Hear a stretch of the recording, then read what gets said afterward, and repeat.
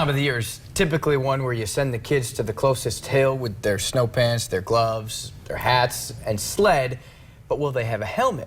Doctors say they should. A mom in Grand Rapids found out this week why that's so important, and she hopes you'll consider changing your habits too.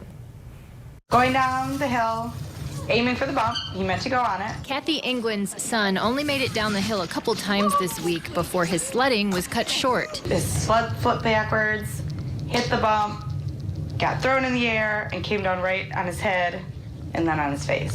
Mason ended up with a concussion. He had to have a brain rest for 24 hours, so there were no screens, no reading, no games, nothing. So he just listened to audiobooks, laying down for 24 hours.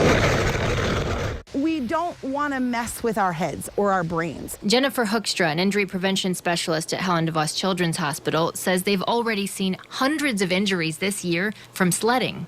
She says the simplest, easiest thing that can help is wearing a helmet. It's really become kind of a norm to wear a helmet when you go snowboarding or skiing. That has come a long way, and I'm really excited that that's happening. But we need to carry that over. Our sledding is just as important that we wear a helmet. And in all the times that you've been sledding, have you ever seen anyone wearing a helmet? Never. Yeah, but we will now. Yeah, they're probably going to be the only ones. But if your kids are the first ones, your neighbors will be the second ones, and then their friends will be the third, and then it will become a natural thing.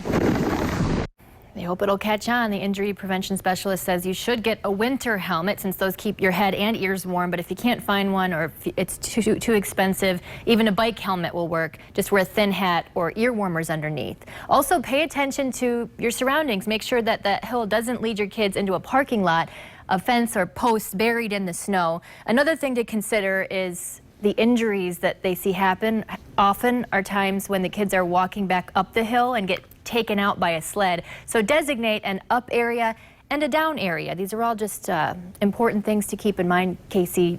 Don't be afraid to be a leader here with this is the up escalator, this is the sledding down the hill spot. And don't be